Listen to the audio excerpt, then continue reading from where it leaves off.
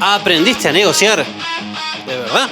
Si querés deducirlo, seguí conmigo. Es tu decisión, tu negocio, tu billetera.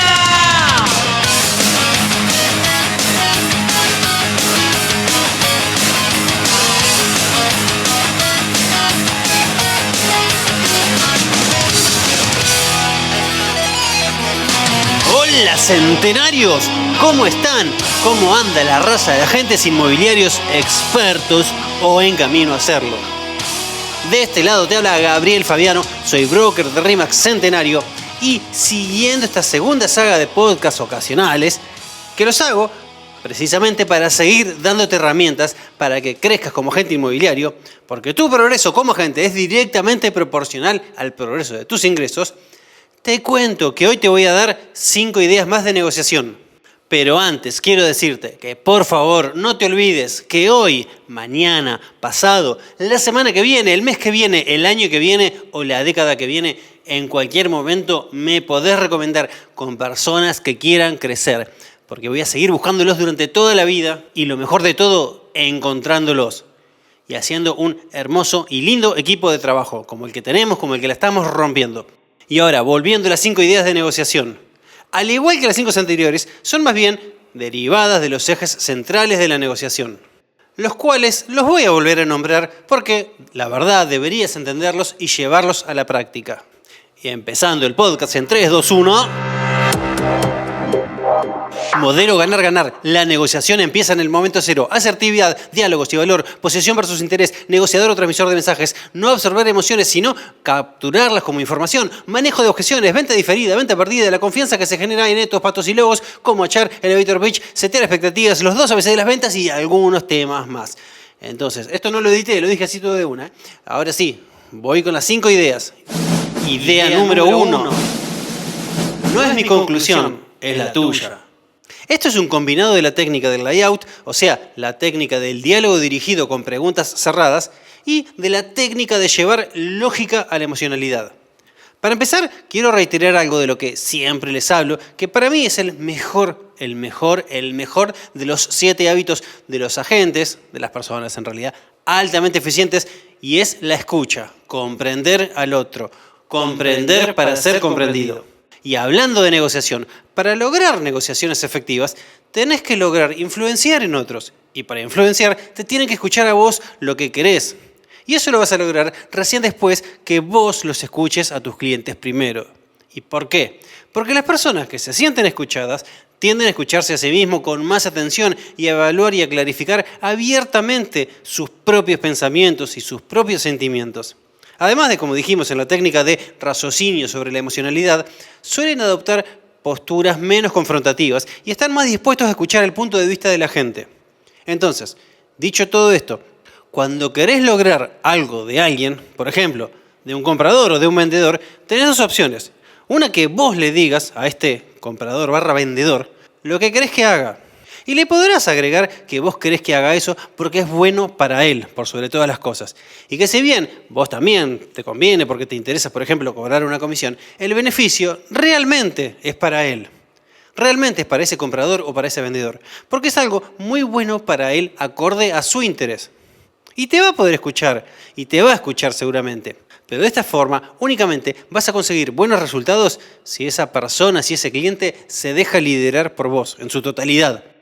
Ahora bien, en caso que no suceda, ¿qué hacemos? Simplemente hacemos que vos no le digas qué hacer, por más que sea conveniente para él, sino hacemos que él decida y concluya qué hacer.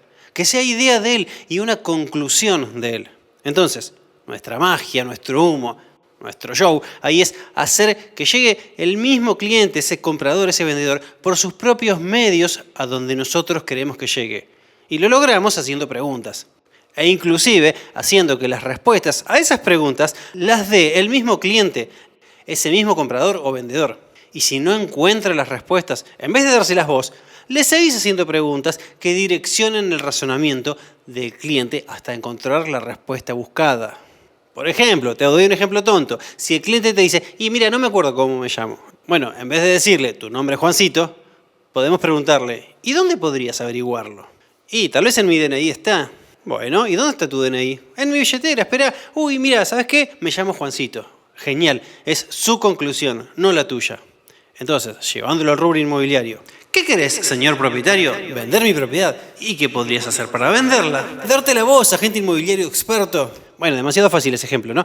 Voy con otro. Señor propietario, ¿por qué crees que no se ha podido vender tu propiedad aún? Y porque no se vende nada, ¿viste cómo está todo? Este mes se vendieron 3.453 propiedades en Cava. ¿Por qué crees que se vendieron esas y no la tuya? Seguramente porque bajaron el precio, tanto que las están regalando, las están rifando. ¿Todas? No, bueno, todas no, algunas. ¿Y las que no? ¿Cómo habrán conseguido venderlas? Bueno, no sé, seguramente ajustando un poco el precio. Tal vez deberíamos hacer lo que ellos hicieron para vender la mía. Obviamente, son diálogos muy resumidos para citarlos como ejemplo, porque estas conversaciones pueden durar media hora, una hora. Pero la idea es que con precisión quirúrgica lleves con preguntas, como un buen psicólogo, a que ese comprador o ese vendedor concluya lo que vos querés que concluya, lo cual es un beneficio enorme para él. Idea número 2. Entender que la negociación es parte del proceso. Gaby, ¿eso es una técnica de negociación? Mira, en realidad no. Pero para nosotros, los inmobiliarios, parece que sí. ¿Y por qué? Porque según una encuesta basada en pura intuición personal, o sea, sin ningún tipo de rigor científico, al menos el 70% de las reservas caídas se cayeron por ineficiencia del inmobiliario. Normalmente por falta de expertise en negociación. Resulta obvio. Pensalo así. Resulta obvio que una negociación fracase si la lleva adelante una persona que no es experta en negociación, ¿verdad? Bueno, de igual manera, también resulta obvio que una persona no es experta en negociación si no tiene mucho entrenamiento y experiencia en negociación. ¿Estamos bien? ¿Se entiende? Entonces, lo primero es pensar en cuál de los 3 grupos de agentes inmobiliarios estás vos. El grupo 1 son esos inmobiliarios que no tienen expertise en negociación. A este grupo se le van a caer un montón de reservas. Se le van a caer las reservas que a otros no se les caerían. O sea, le va a salir bastante caro estar en este grupo. Obviamente, todos los agentes en su etapa inicial están en este grupo, porque nadie nace sabiendo. El grupo 2 son inmobiliarios que saben negociar, porque tienen experiencia y entrenamiento en negociación. Este grupo va a cerrar la mayoría de las ofertas que recibe. Y de hecho, va a conseguir las ofertas, porque eso es parte de la negociación. Y por último tenemos el grupo 3, que son esos inmobiliarios que creen que saben negociar porque escucharon algunos conceptos de negociación ahí y cerraron tal vez algunos acuerdos. Pero en el fondo están más cerca del grupo 1 que del grupo 2. O sea, también les sale bastante caro estar en este grupo. Digamos que están en la transición de un grupo al otro. Lo complejo de este grupo es que muchas veces muchos agentes se estancan acá y nunca se terminan convirtiendo en expertos, sino que repiten los mismos errores y aciertos también durante toda su carrera. Por esa razón sus resultados se amesetan. En el fondo, nunca dejan del todo de ser transmisores de mensajes, como un ejemplo de tantos. Tal vez con un poco más de tacto, pero no más que eso. Entonces, sincérate y definí en qué grupo estás vos. Y también definí a dónde querés ir. Y como seguramente definiste que querés ir al grupo de los expertos, por eso estás escuchando esto, ¿por qué te copa? Porque hacen más operaciones y encima las hacen más relajados, son unos capos. Pero bueno, como querés ir ahí, recién ahora vamos al título de este tip. La negociación es parte del proceso. Es tan parte del proceso como un pre-listing o como la prospección. Entonces, mi primera sugerencia es entrenate de verdad en negociación. Segunda sugerencia, no le huyas a la negociación. Lo que no podés cerrar es porque no lo estás sabiendo negociar. Entonces, esforzate intensamente en encontrarle la vuelta porque así lo vas a terminar cerrando o al menos te vas a terminar entrenando en negociación. Por ejemplo, tenés una propiedad sin movimientos, negociá y achá el precio hasta que aparezca un comprador. Tenés una propiedad con movimiento sin reserva, negociá y achá el precio hasta que aparezca el comprador. O negociá con los que la visitaron para conseguir una oferta.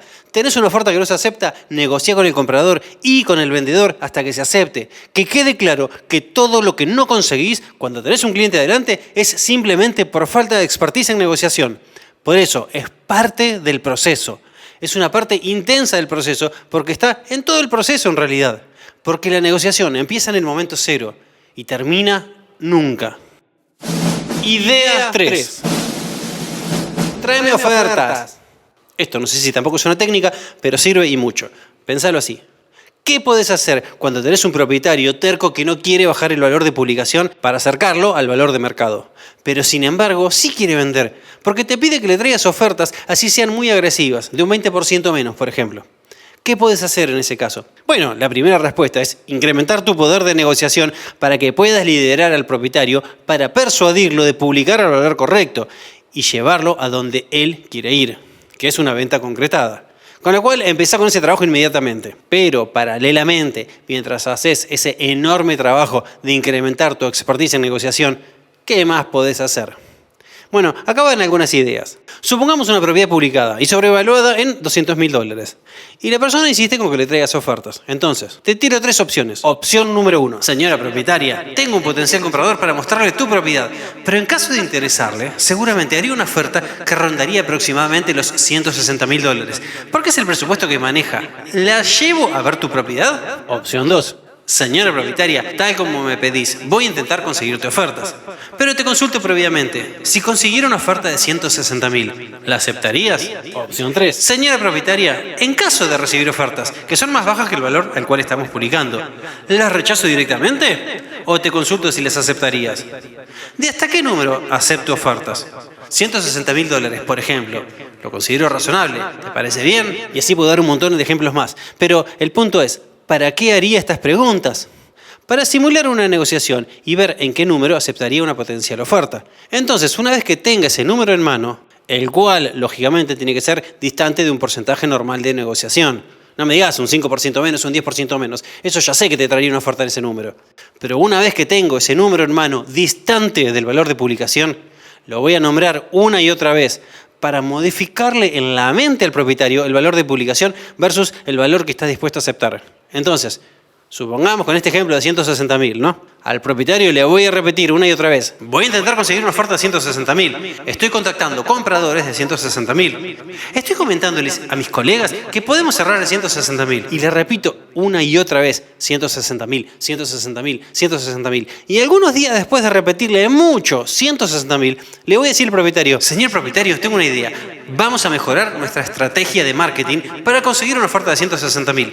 En vez de publicar a un valor superior a los 160.000 que estábamos buscando, voy a publicarla a 160.000 con la intención de conseguir una oferta de 160.000. 160.000 es nuestro número. 160.000. Firmame, por favor, esta autorización de venta en 160.000. Así se la muestro a los compradores que tienen 160.000, que hacen búsquedas de 160.000 para intentar conseguir una oferta de 160.000. Te mando 160.000 saludos.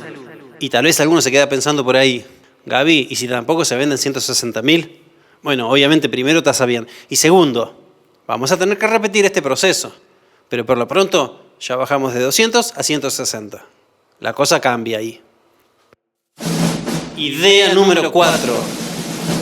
¿Por qué no la comprás? A ver, centenarios, acá va una idea de cierre. 3 o 4 días después que un comprador visitó tu propiedad, lo llamás y le preguntás qué le pareció la propiedad. Y seguramente no te va a querer ofertar en el momento, si no ya te hubiera llamado, ¿no? Posiblemente quiera seguir mirando otras opciones, o tal vez no le gustó, o tal vez sí, o tal vez no le cerró a la pareja, o al papá, o a la persona con quien toma la decisión, etcétera, etcétera, etcétera. Y podemos conversar con la persona para hacerle una búsqueda. Pero antes de generarle la búsqueda, habría que conversar con el comprador y preguntarle, ¿por qué no la compras? ¿Hay algo que inevitablemente hace que no la compres? ¿Hay algún rotundo e innegociable no? ¿O es simplemente seguir viendo más opciones por las dudas? Y lo que busco con estas preguntas es saber si la razón por la que no la compró es el precio. Porque si es el precio, lo podemos conversar. Que venga y haga una oferta. Y podemos dirigirlo a eso con una simple pregunta. Si el precio fuese menor, ¿la comprarías? Es una pregunta cerrada. Es un sí o un no. Si me dice no, ni aunque valiese un 40% menos, entonces, ok, hay un no rotundo en el medio que no tiene relación con el precio. Está bueno averiguar cuál es ese rotundo no para encarar bien la búsqueda. Por ejemplo, una captación de un depto de 40 años de antigüedad sin reciclar y el comprador ahora le cayó la ficha que busca algo estrenar con amenities, bueno, acá hay un rotundo no. A lo sumo le preguntarías si tiene el capital para pagarlo, ¿no?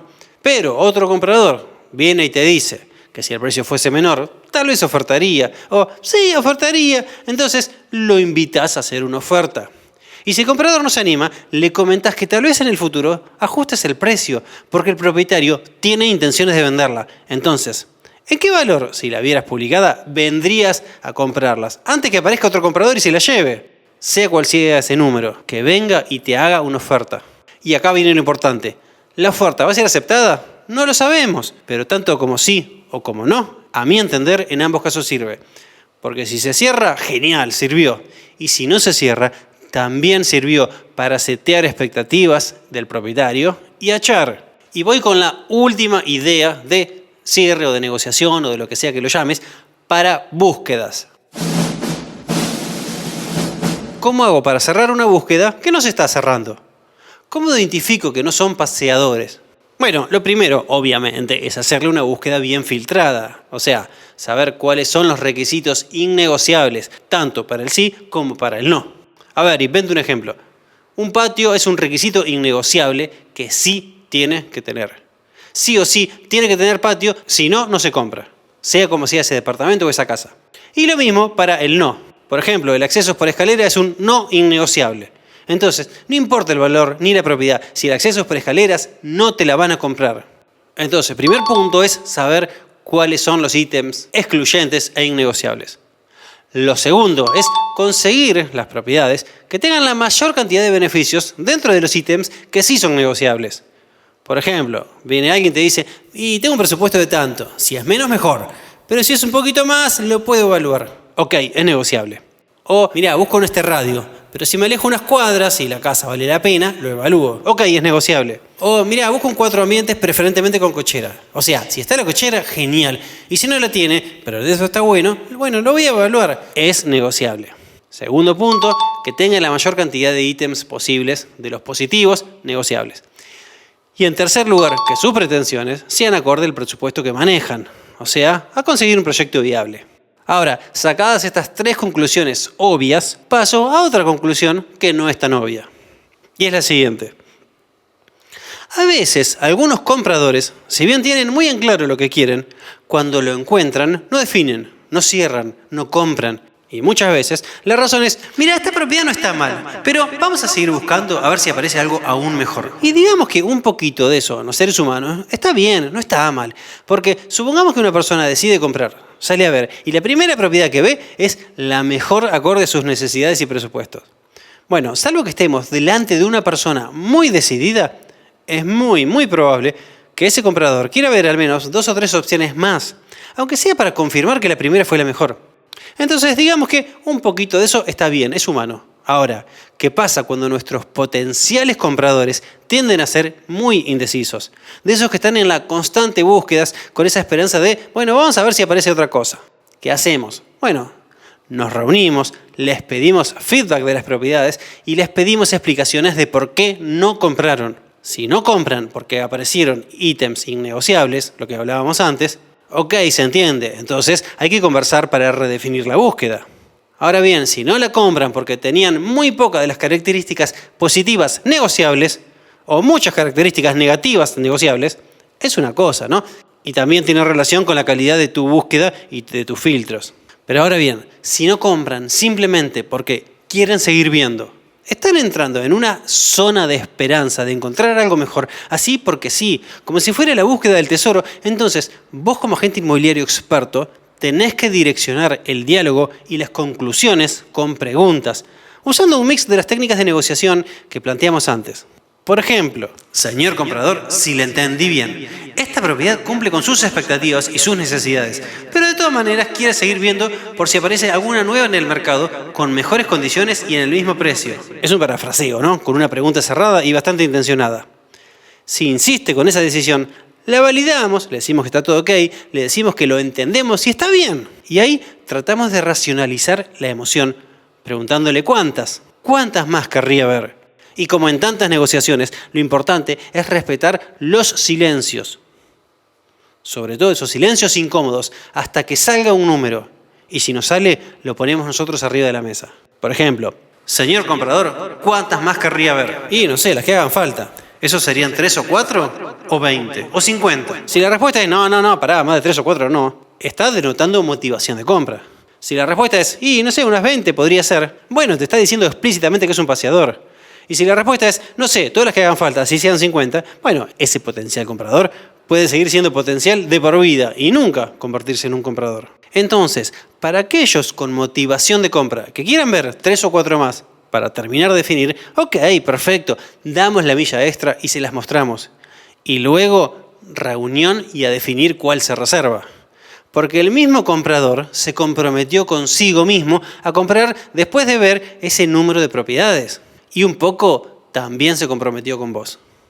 Entonces repito esto, que es lo más importante de todos. Aquellos compradores con motivación de compra, después de ver esa X cantidad de propiedades que definieron ver, los citamos a una reunión para definir cuál se reserva. Porque el mismo comprador se comprometió consigo mismo a comprar después de ver ese número X de propiedades. Y también se comprometió con vos. Dicho esto, para cualquier idea, consulta, sugerencia o lo que sea, me podés contactar en mis redes sociales @GabrielFabiano Remax, a mi celular 11 60 06 57 85, a mi mail gfabiano@remax.com.ar o en la oficina personalmente o como quieras. Y cierro recordándote que lo que hoy tenés es consecuencia de lo que fuiste y lo que vas a tener es consecuencia de lo que hoy sos. ¿Por qué? Seguramente ya sabés la respuesta. Sí, porque los números hablan por vos.